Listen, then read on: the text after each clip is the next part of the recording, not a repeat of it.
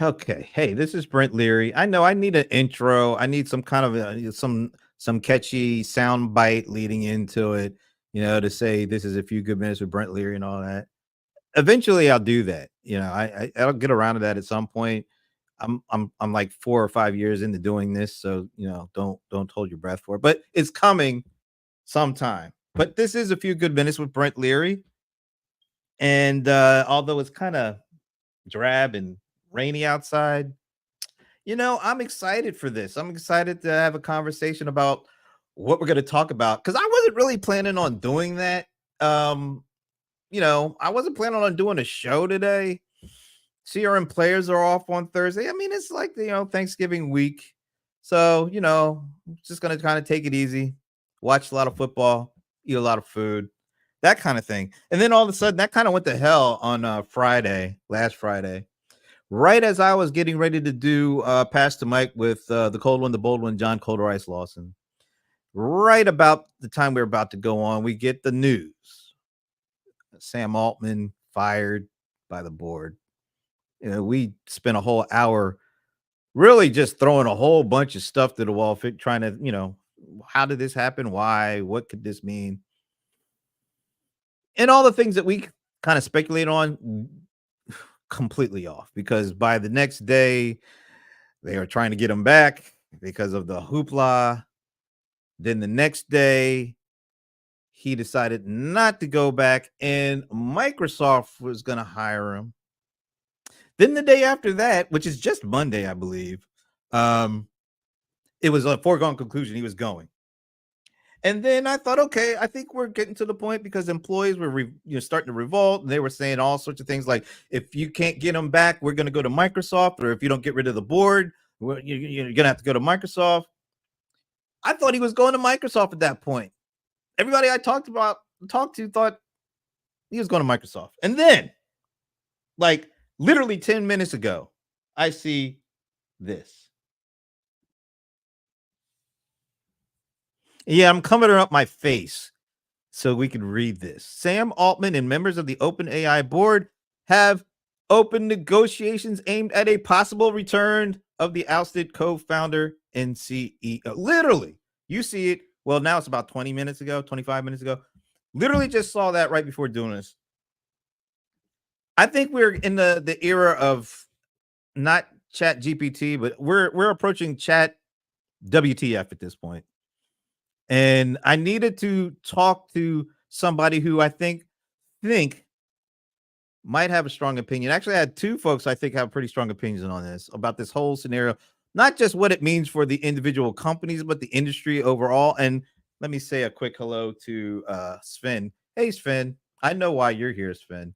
You're here because you think Bob Stutz is going to be here. That's okay, because it's not CRM Players Day. No moment is Sven. We hold that for CRM Players. But thank you for joining us. So with all this going around, I thought I need some people with some strong opinions, some strong thoughts, who could maybe help us walk through this and the implications that go beyond the companies, but the whole industry, because the whole industry is caught up in this AI. The whole world is caught up in this AI stuff. So I need strong opinions. I need folks that I can depend on. And one of those folks, of course, you know him as the co-founder of Diginomica. You may also know him as, I used to call him the bad boy of ERP, but that's kind of been lost in the shuffle for this new nickname that was bestowed upon him by the venerable Paul Greenberg. That name went out, and I actually love that name. And I think Jon Reed loves that name too. So we refer to him as the Brohammer. Hey man. Hey man, I'm just happy to have a nickname, man. I haven't had a cool nickname in a long time, so thanks. Hey Sven, and feel free to share, because we're just going to be just sharing our thoughts on this whole thing. Now I was also hoping that No BS Bob, which is Bob Stutz, was going to be able to join us, because you think he might have an opinion or two on this. I think he probably does. and we were hoping he was going to be able to share them. But he let me know like minutes ago that they're having a terrible winter storm where he lives, and he just lost all the power in his house. So if it does come back before we're done, maybe he'll be able to join us, because I know he has not only things to say, but he has such different perspectives, because he was a major executive at a number of these companies. He's gone through some of these turmoils. It would be really interesting to get his perspective on that from all those different kind of angles. So if he is able to join us, that'd be great. If he isn't, I think we probably, between the Brohammer and I, have enough opinions to talk about this. So, first of all, thank you for making time. And let me just get your first initial thought when you saw last Friday the initial news that the board had fired Sam Altman. And the only thing they said was because something to the effect of he wasn't as forthcoming as they wanted him to be. And for, I think, mainly for that reason, they were firing him. What were your first thoughts about that? Well, so a lot of times, like when you watch a movie that has like a shocking ending, if the movie is kind of well done, when you look back on it, you realize that all the threads and ingredients were there all along to reach that shocking moment. And I'm really no stranger, obviously, as you know, to Game of Thrones type maneuvers in the corporate world. So I can't say I was as shocked as some people, but I do understand why the surprise. And of course, when you heard the news, you knew that there was a lot more to it than whatever flimsy announcements were made around, oh, he didn't shoot straight with us or whatever. Like in for a moment, I thought maybe there was some kind of malfeasance involved, but it was pretty clear very quickly that that's not part of this story. So we can kind of at least eliminate that. So then I spent many hours digging into the story, because I think there's some really important aspects of this when it comes to the future of AI and responsible AI. But there is also an undeniable soap opera Game of Thrones element here of a lot of people playing their hands and finding out that their cards were maybe not as good as they thought, except for two people that have really good hands, which are Satya Nadella and Sam Altman. They have very friggin' good hands. And so you might feel bad for Sam for like 30 seconds, but those two guys are playing all the good cards in this deck. So Yeah, it feels like it feels like there's some sort of a power struggle with the board and Sam, and for whatever reason, this whoever initiated this on the board must have thought they they had enough juice to do this, but it never made sense to me. I mean, like you said, it doesn't really appear to be malfeasance or whatever you call it. It appears to be a difference of opinion, which is a far cry from malfeasance, if you ask me. And then the other thing is, it feels like the bigger perspective wasn't taken into consideration here.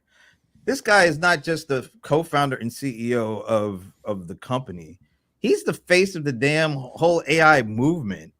And he has the backing of one of the biggest tech companies in the world, which is Microsoft. It just doesn't feel like the board or particular members of the board really thought this thing out through and through enough. Because why couldn't have they perceived the upheaval that came from this statement from partners like Microsoft not being told ahead of time?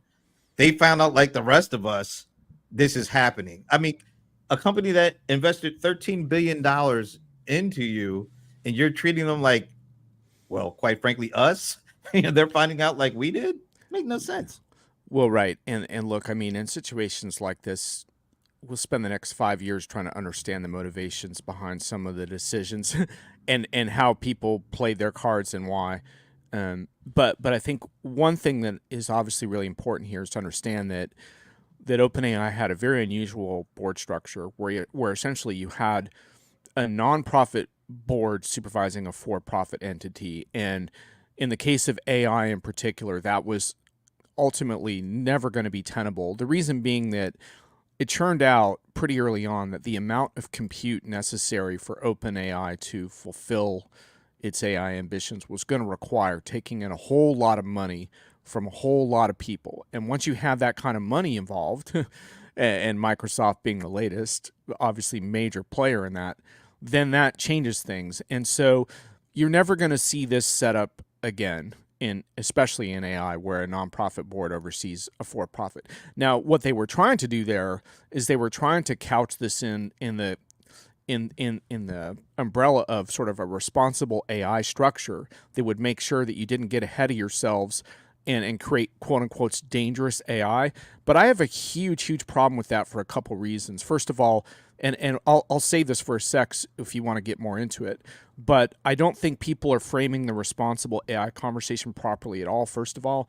And second of all, it's the height of arrogance for a board of a particular company to think that they can control that within the context of their company, because there are all kinds of rogue states, all kinds of open source projects, all kinds of massive big tech companies from Meta to Google also investing in this space. And this notion that you have the crown jewels that control the pace of responsibility in the industry is the absolute height of arrogance, and I think was a huge mistake, despite the fact that these board members thought they were acting in the best interest of the future of humanity. I know that's a big phrase to swallow, but they really do believe that, I think.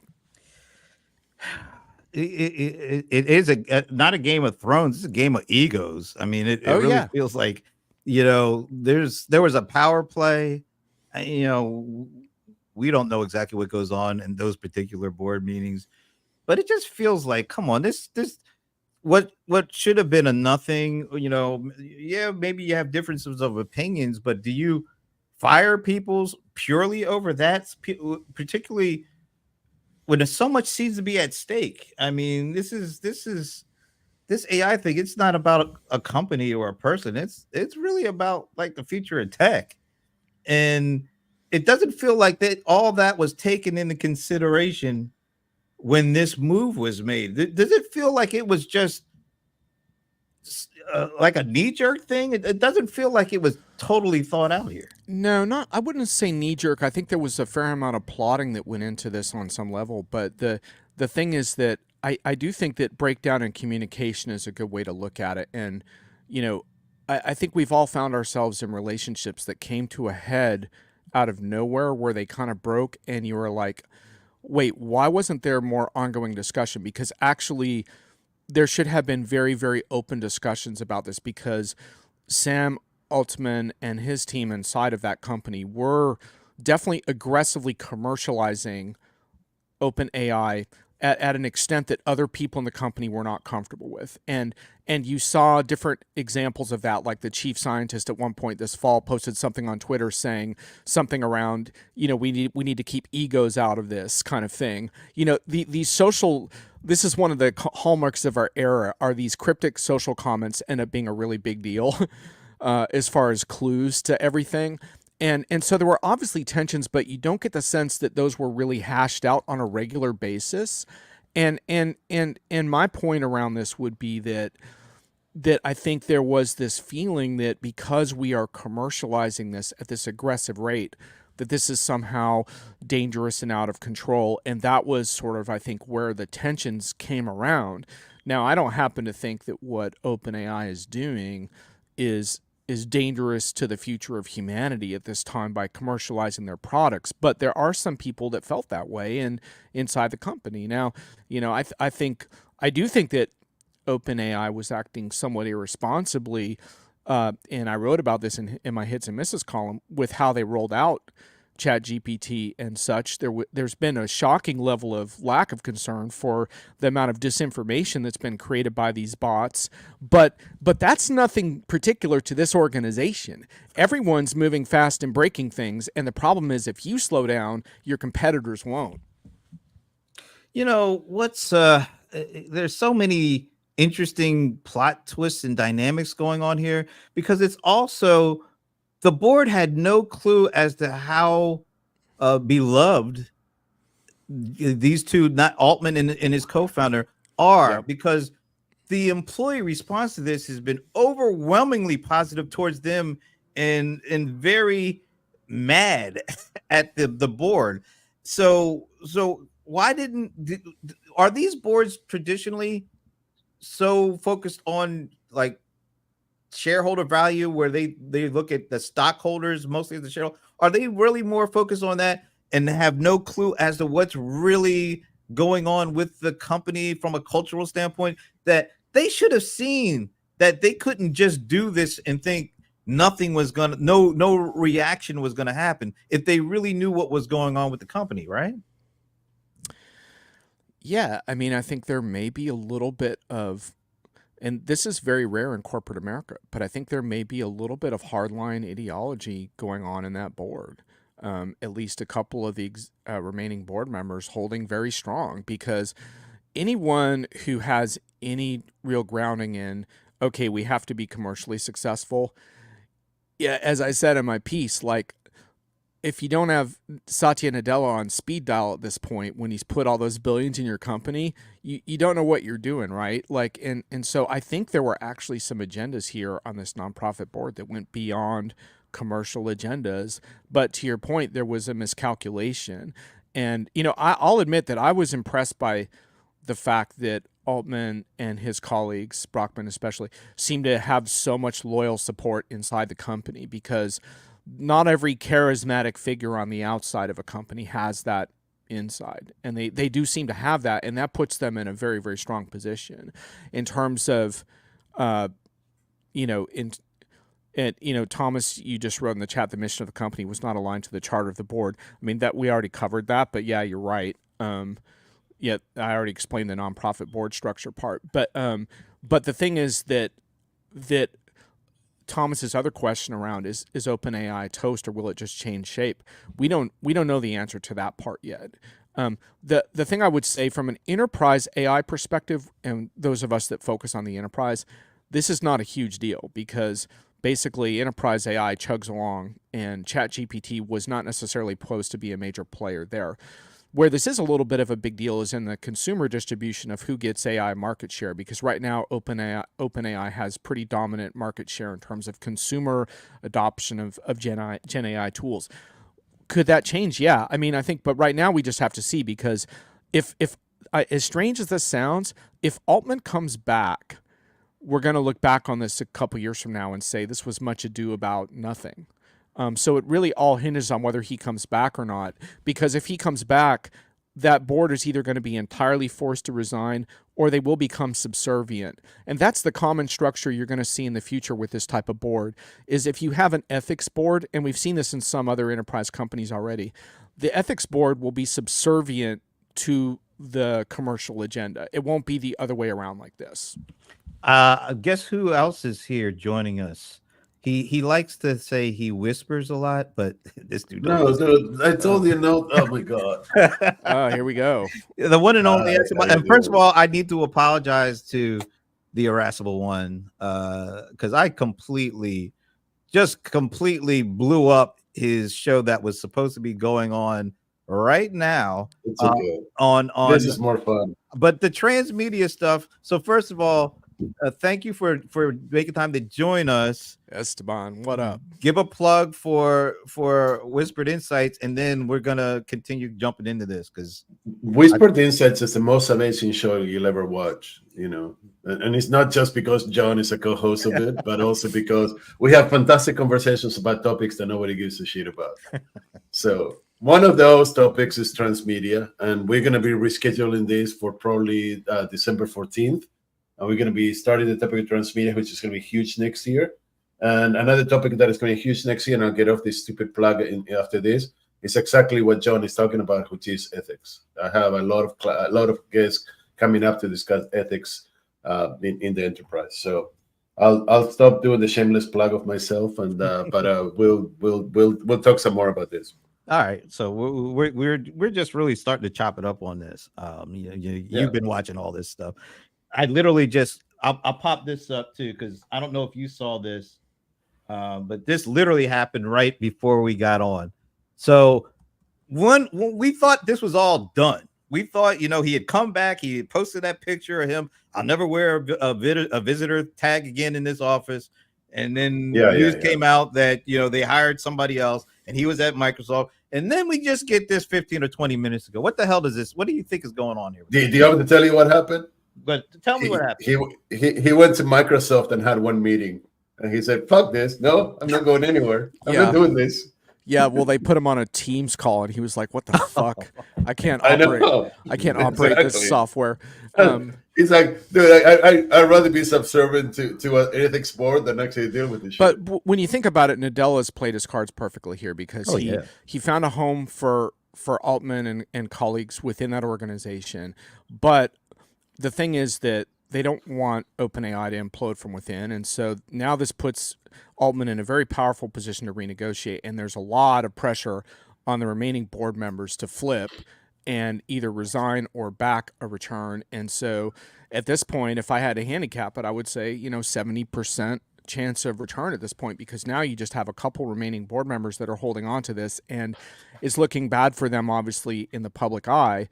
And the shame of the whole thing is that this nonprofit board had a lot of conviction around responsible AI. Now, I don't happen to agree with how they define it, but I think that conversation is really important.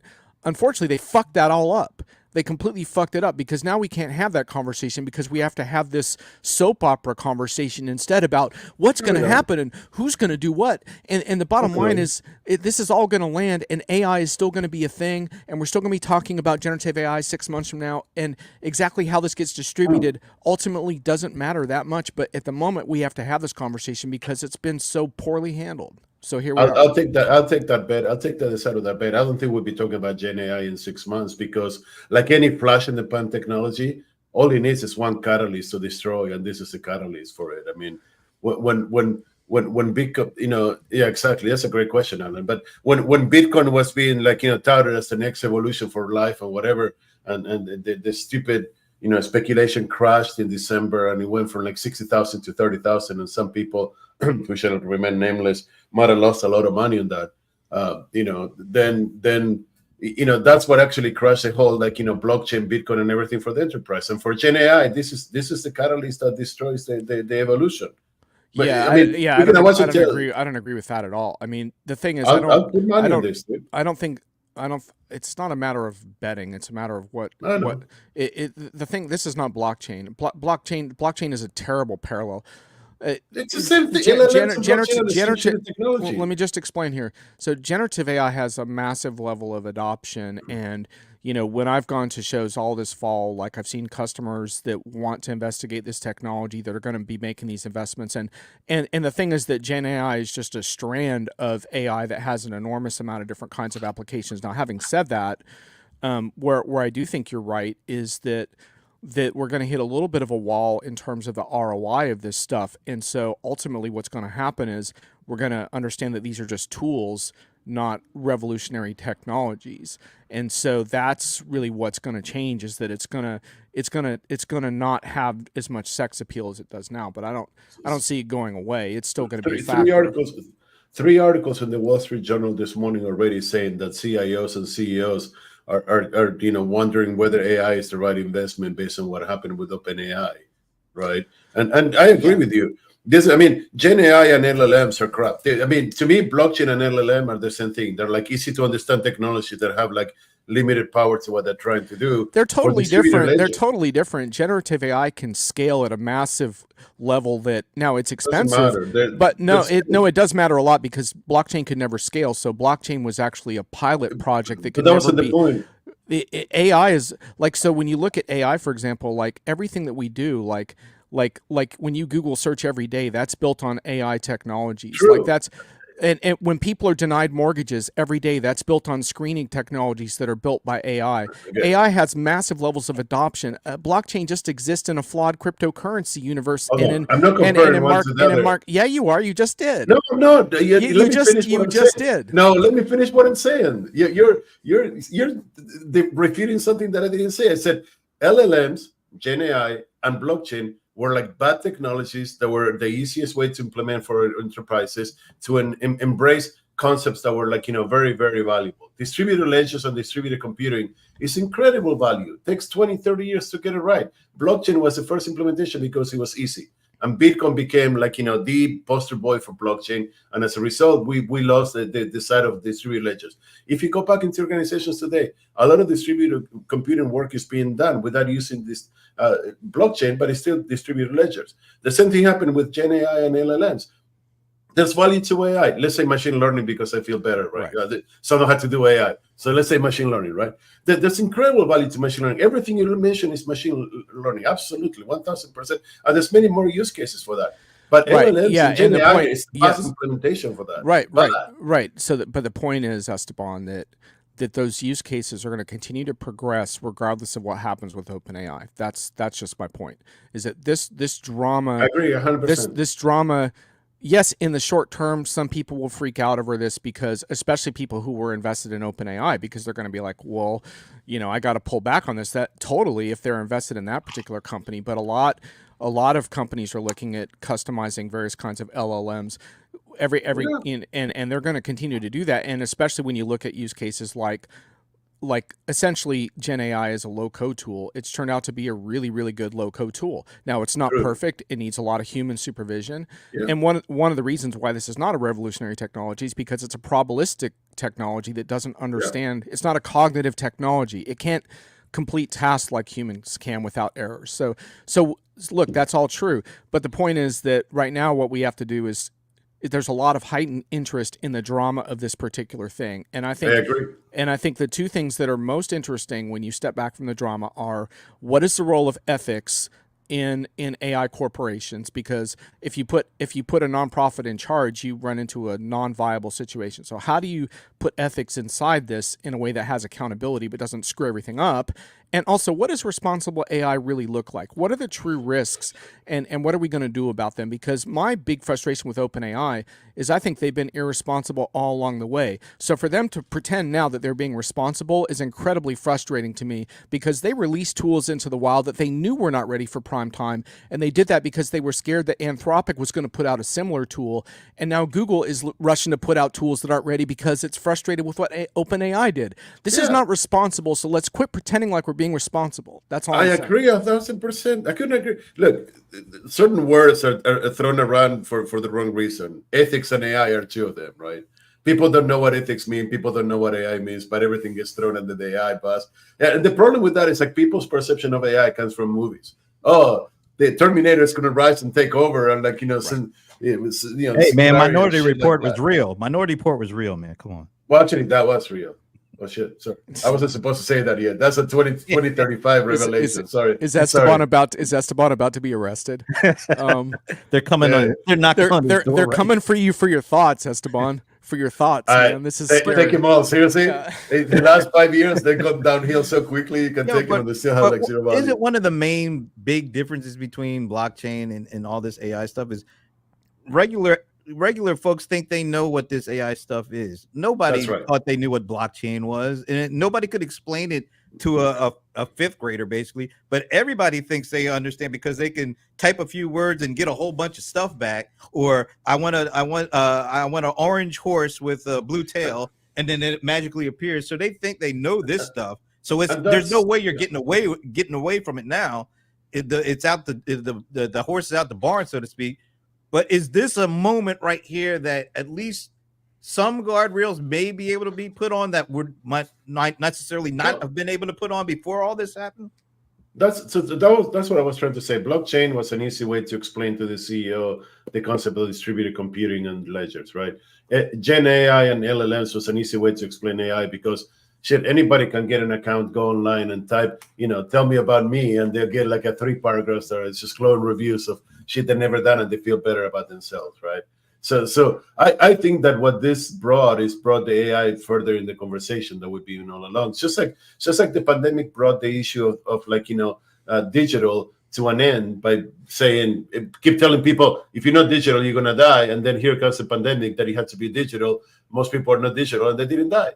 So then this is the same thing. There's a fundamental for a change. There's a fundamental difference though, because while blockchain brought distributed ledger to the attention of some CIOs, generative AI is forcing the hand because a lot of business users are experimenting with these tools and they've had to be banned in corporations.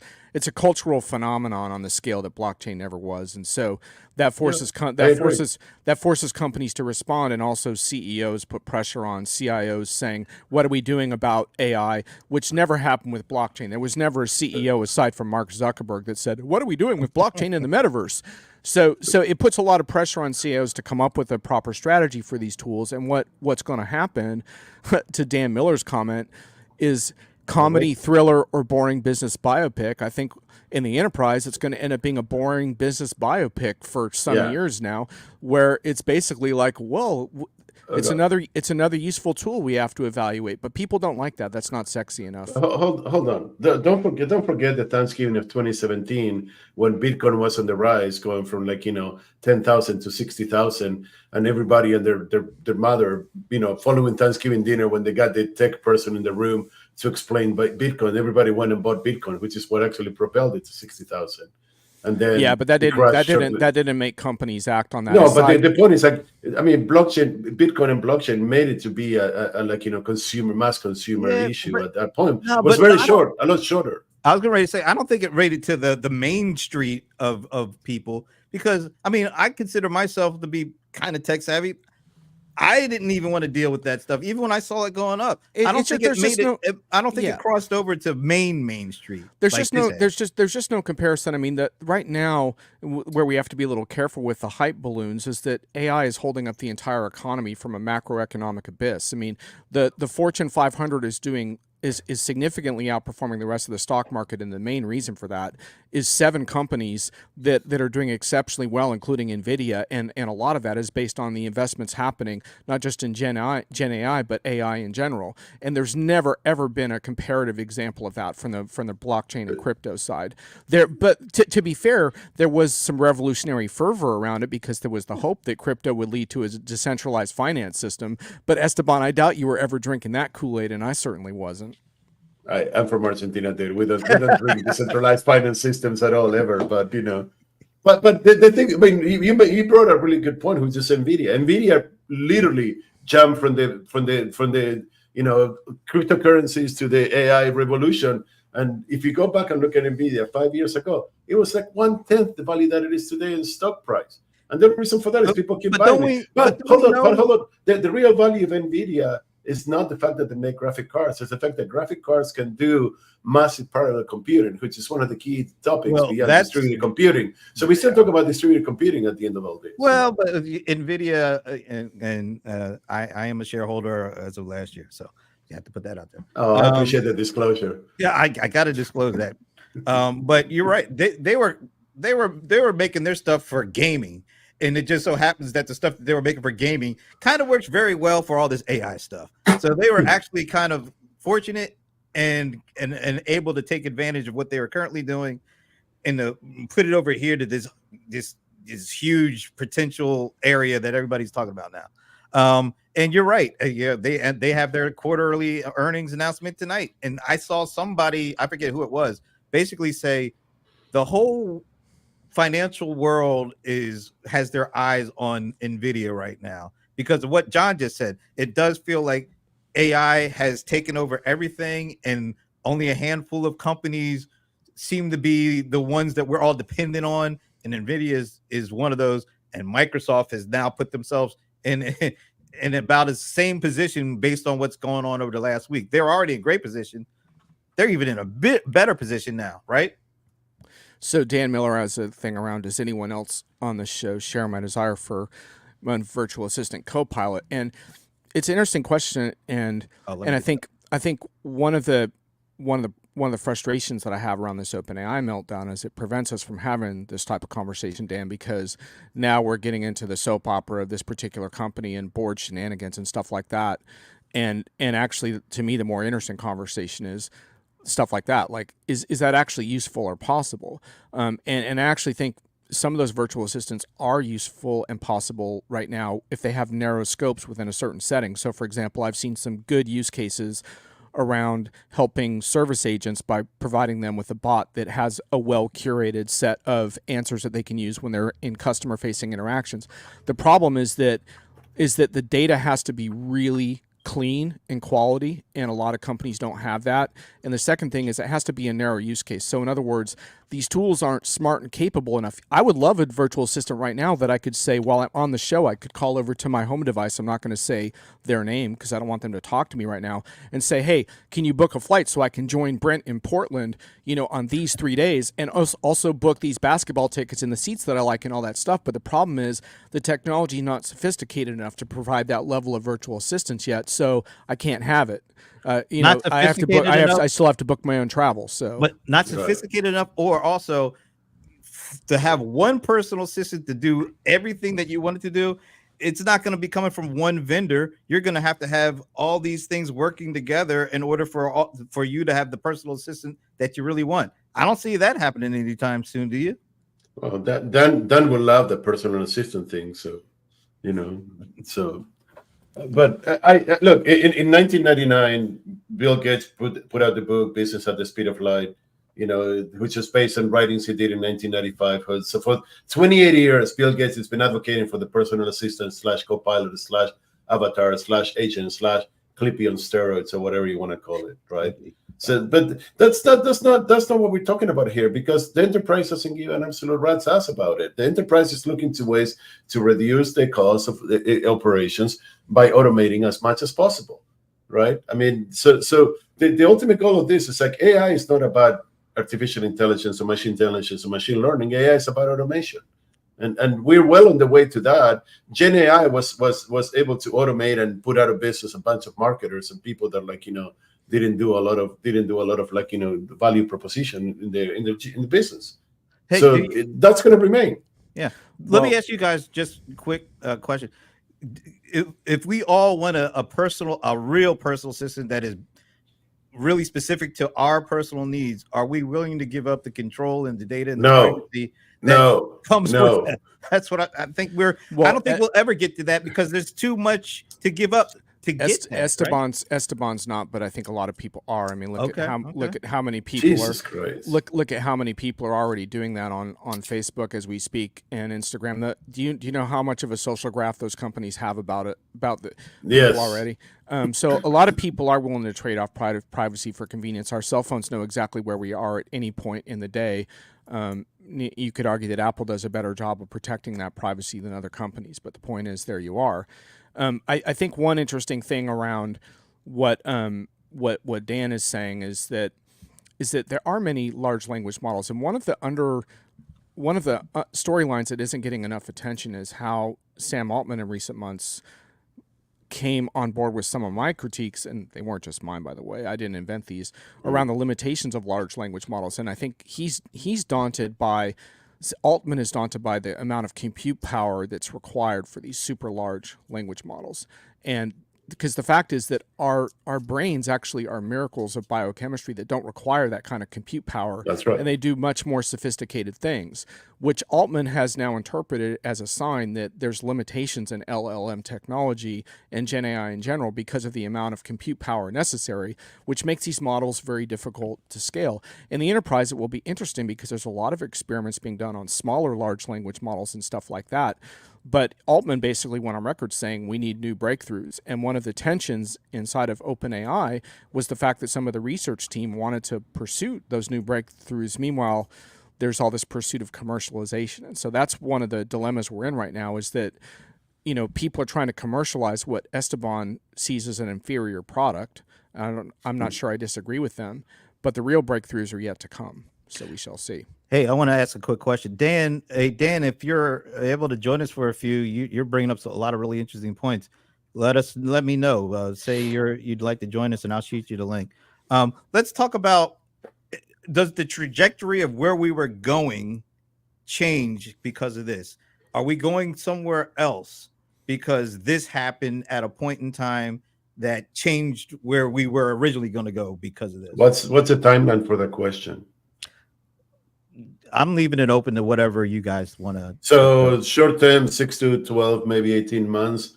6 months is like, the debacle and destruction of, and John is going to disagree, and that's okay, but the debacle and destruction of LLMs.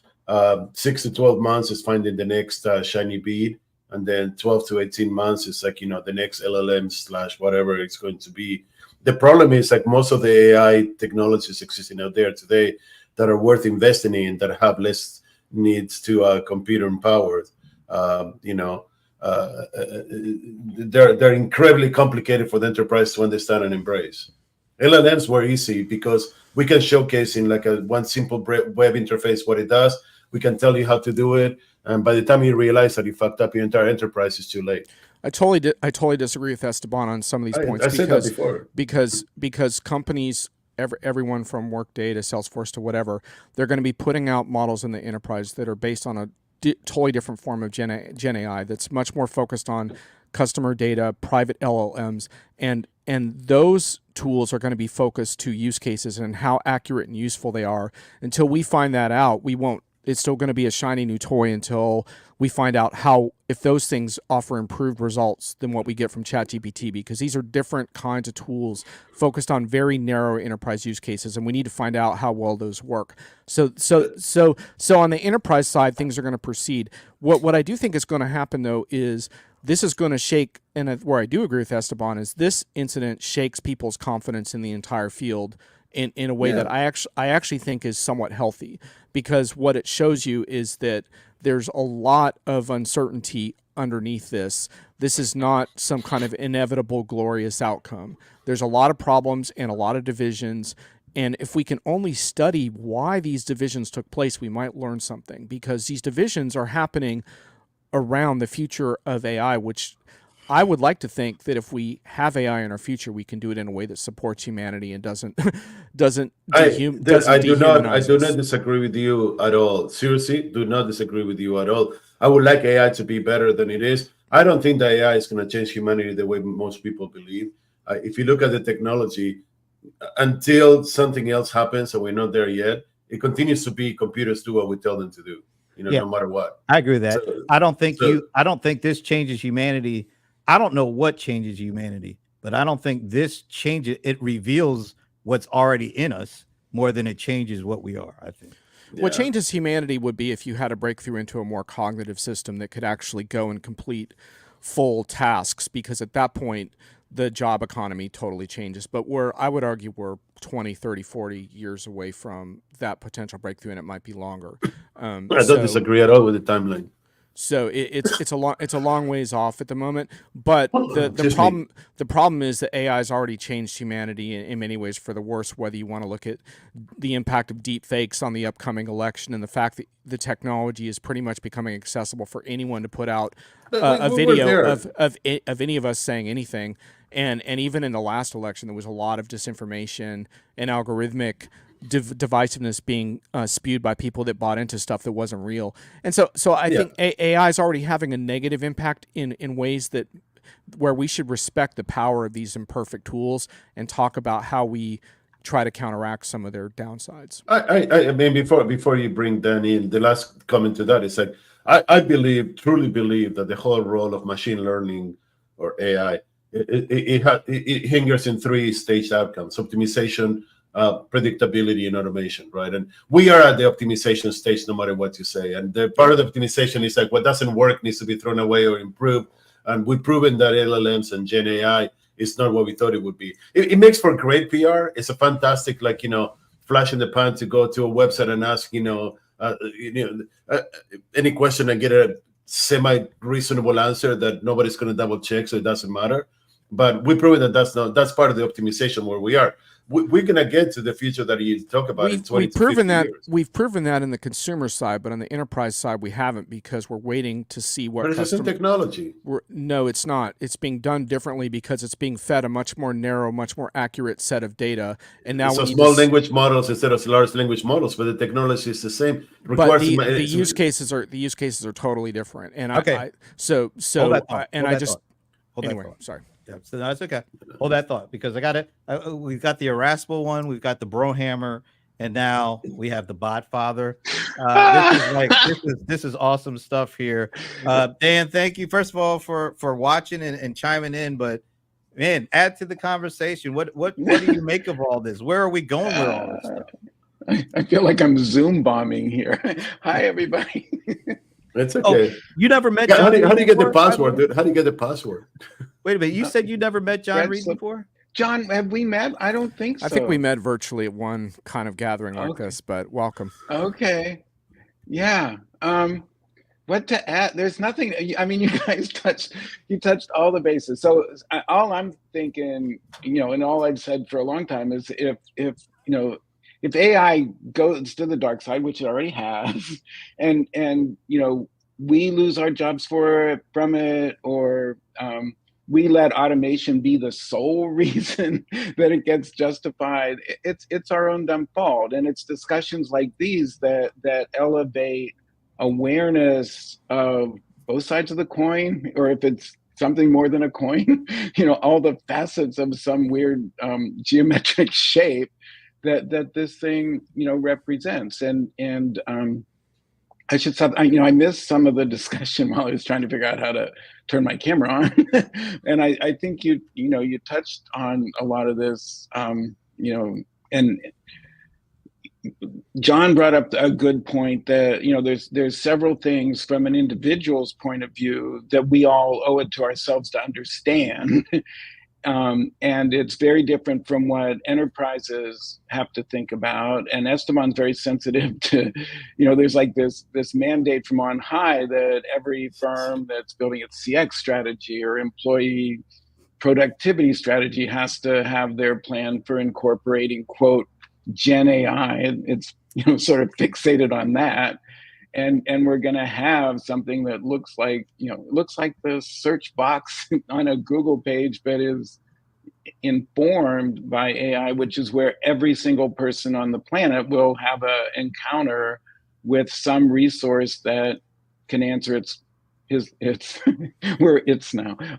answer our questions in some way that's informed by some of this curated or trained huge amounts of data out there. But here's a question for you, because you have more experience implementing this than I have, right? And to go back to John's previous point on the resources that it takes, anytime that you make a change to any data, you need to recast the whole model. The model doesn't get automatically and dynamically redone. You need to redo the whole model and learn and train everything again, right? That's not necessarily correct. Right. That's a vast oversimplification. I mean, and look, I'm not a Gen AI. There's not a Gen AI fanboy, but a lot of that's what I'm trying to tell you about these enterprise models is they're attacking some of these problems, and things like retrieval augmented generation are ways of infusing models with new data and new information on a more regular basis. That doesn't mean that model drift and model stagnation and model inaccuracy are not concerns, but some of those problems are being tackled. And so I think we share a lot of our, Esteban, you and I agree on a lot of the limitations of this technology, but where we do profoundly disagree is extrapolating the consumer experience on ChatGPT, which has been trained on the entire internet, including Reddit and junk like that, where there's very not even civilized conversations happening, versus an enterprise context. For example, I did a use case of an insurance company that's using a Gen AI chatbot to service customers in a way that is actually providing accurate information to those customers in a way that you would never get from an open ChatGPT interface. And for you not to make a little bit of a distinction there, I think is wrong. And that's why. But to your point, and where I think your point is valid, is there needs to be some runway of 6, 9, 12 months to see these tools in action in an enterprise context where there is a lot more attention paid to governance and data quality and things like that. And then we'll understand the true value of those tools, whether it's a really powerful way forward or a small step forward or just a useful tool in the belt, which I think is probably where it's going to land. So anyway, I have to go in just a couple minutes, so that's why I kind of just said my thing. But I appreciate that it is an oversimplification, but it is an oversimplification that brings a technology issue and a talent issue that most companies are not prepared to deal with, right? Regardless of how you want to do it at the technology level, still, every time there's a change in the information, something needs to be done. It doesn't adapt dynamically and automatically to changes in information. Well, where we do agree, it doesn't. No, don't show me how it does, because where we do agree is that we need to have a precise conversation about the pros and cons of these technologies. And what I alluded to that I think is fascinating is that Sam Altman is coming to the same realization, which a year ago he did not have, because he just thought that by increasing the parameters of his data sets, that this technology was going to conquer the world and lead to artificial general intelligence. And he's now backed off those claims because he's realized that this massive compute that is required to do this is not the way forward, because, like I said, our own brain chemistry, which is how deep learning was originally modeled and how neural networks are modeled, works differently. Anyhow, I'm going to stop dominating the discussion. You're fine. No, this is a great point. But if you ignore for a second, just for the sake of the conversation, if you ignore the compute power and you go into some of the other issues, he didn't get sacked because of the computing power. He got sacked because of the security breaches, the privacy issues, the ethical issues, and all those things that were not considered. If he would have been killed, if he would have been sacked from his position because of the massive computer power, we have a conversation. But if you get off that one, the next issues coming up are much, much more complex than actually, the compute power played an important role, though, because it changed the whole economics of OpenAI, and it required the intense commercialization of the product, which is precisely what led to the rift with the nonprofit board. So these things are not totally disconnected. No, but let's put it like this, though, and I know we're kind of getting close to the end. I still go back to the fact that the compute power and all the technology. See you, bro. See you later. Wow. Now we can have a conversation. Drop the mic. It's like, but it is. No, bring him back, dude. I want to win this one. He's gone. The whole technology allows us to be what we are. It's not like technology changes us. It allows us to pull out the stuff that we've always been and always wanted to do. Now the technology allows us to do that, and to our detriment in a lot of cases. It's not like these people that didn't want to harm the world before all of a sudden wanted to because technology said, oh, well, you can do it now. They've always wanted to do it. They just wanted a platform, whatever piece of technology that would enable them to take what's in here and put it out on us, unfortunately. I'm going to say the last thing, and then they're going to let Dan talk, because otherwise, what do we bring him on for? But I mean, both Dan and John brought good points, which is like, this is not a fucking technology you just throw in the organization like Windows, and it works. This is a massive, complex, decades-long initiative which is what I've been saying from the beginning. I mean, I've been doing this stupid AI shit since 1986. It's changed little. Yeah. The only thing we got is more power and more storage. The rest is about the same. But it's in more people's hands, to do whatever the hell they want to do. I think that's the biggest thing. We still do the same. Right. So it got more diffuse. And what we were focusing on in the 80s was sort of better recognition of stuff we say. So there was like symbolism. It was a symbolism. That's all it was in the 80s. Right. But it was around understanding. But I think, Esteban, you broke down, what's going to happen in the next 6 months, next 18 months. And I think that's a really, really valuable model. One very positive thing I would like to see is sort of the separation of, already we're talking about, hey, here's what the hyperscalers are doing with these huge language models that only a few companies will ever be able to do. But, call them foundational, and call some of your observations about how, if you change one thing, it changes them all. But look at, you have to change everything. There's a fixed or static data set, if you will. If in the next 9 months we can sort of separate sort of the source material, the stuff that's ingested, and the processes that are ongoing, that are involved in continually training and retraining this data, that's one thing. And separate that from the output and the what we're using this stuff for.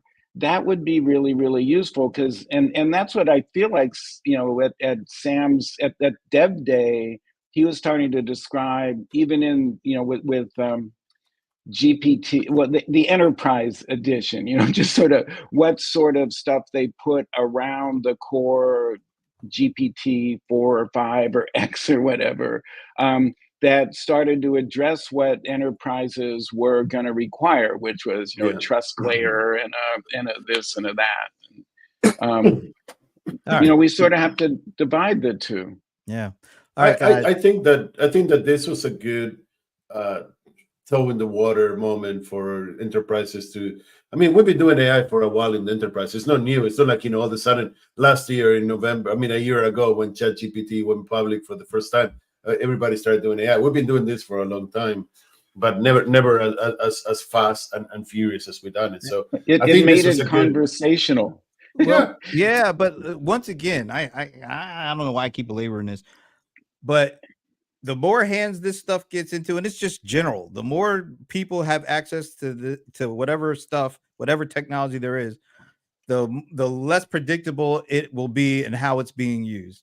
And this stuff is, we're talking about just a year between this ChatGPT first being introduced into where we are now. And look at all that's happened. And it's happened because 1.5 or 9 billion people are using this thing and asking to do things that none of the inventors even thought of it trying to do. And that's because the scale of this has gotten kind of out of hand. Let's put it like that. Well, so, but that's Jeffrey Moore is right. Once you cross the chasm, the speed is fantastic. Right. So doesn't mean that it's right. It's just that it's fantastic. No, it's just that it is, right? That's what it is. All right. So here we are. There's probably some metaphor for like the starship, a really, really large rocket that's going really fast, but then you blow it up. Going fast into some sort of a crater. Anyway. All right. So it's Tuesday afternoon, East Coast time. This stuff is still, I don't know. Like I said, this thing really threw me for a loop. Now he's back. So what each of you asked me or answered me, what do you think is the end result of whatever? Will he be back at OpenAI? Will he stay at Microsoft? Will something else happen? Dan, why don't you take a shot first? just from the human level of the supply side, in a way, it doesn't matter. I do think that, there's been a fluidity among the personnel that moved from Meta to OpenAI to Microsoft. And this is just a part of that. I wouldn't be surprised if he does just end up back at OpenAI because he's been the face of it for since Elon left, I guess, and that he cemented the role with Microsoft. So there's this connection between Microsoft and OpenAI that doesn't go away. There's like a necessity for it to live on in some way, shape, or form that I don't think gets turned around. So I wouldn't be surprised if they try to convince us that this was all just a dream and Sam's back and the people are hanging out there. I don't know. It's a hallucination, not a dream. A hallucination. It was a mega hallucination. Nice. Well done. So I will build on what Dan said because I think that he will end up there. But here's the difference. He will end up there with a board, like John was saying when I first joined. It's going to be a commercial board and an ethics board. And the ethics board is going to run the foundation. Commercial board is going to run the Microsoft investment.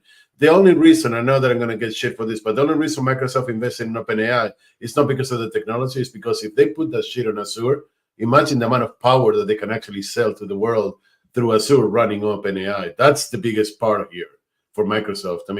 So Microsoft would be like, hey, we found your home, but you do better over there because you'll get more resources and more contributions and like better power. However, at the end of all this, the OpenAI ChatGPT movement pretty much done, and then the next one is actually in the shadow somewhere lurking right now that it's going to emerge and be the next thing for AI. Hey, I forgot to do something. It's really go live. Critically important to do. Warning. The following content may contain elements that are not suitable for some audiences. Viewer discretion is advised. I forgot to do that. What kind of shit is that? That's a warning for me being on the show. Yeah. I knew I was forgetting something. By the way, I was very happy they didn't play it at first, by the way, Hey, Spin, this could never be a few good plays because I was just gonna say that not on here. And there it is. Yeah. That's exactly right. Yeah. Spin. But we appreciate the sentiment there, Spin. But yeah. No, But scare. seriously, folks. I mean, before we gotta go because it's lunchtime and I'm hungry. But Hard stop. nothing like food. The true Nothing like food to definition. kill a good Man's got to know his conversation. priorities. Yeah, no, but I think that we could. I mean, Dan said it right. This brought AI into the conversation, and that was much needed after digital died. We needed a new big 20-year project, and this is the one. So we got the last 5 years left for digital, maybe 3, maybe 5. But this is going to carry with us for the next 20 plus years. And I agree with John's timeline. This is a 50-year event to get AI. Not AGI, that would never exist. AGI will never exist, but a better version of AI for the enterprise will take 20, 30, 40, 50 years to get there. So I just hope they start working on chat. What is it? GCS or Clippy GCS? No, it's chat.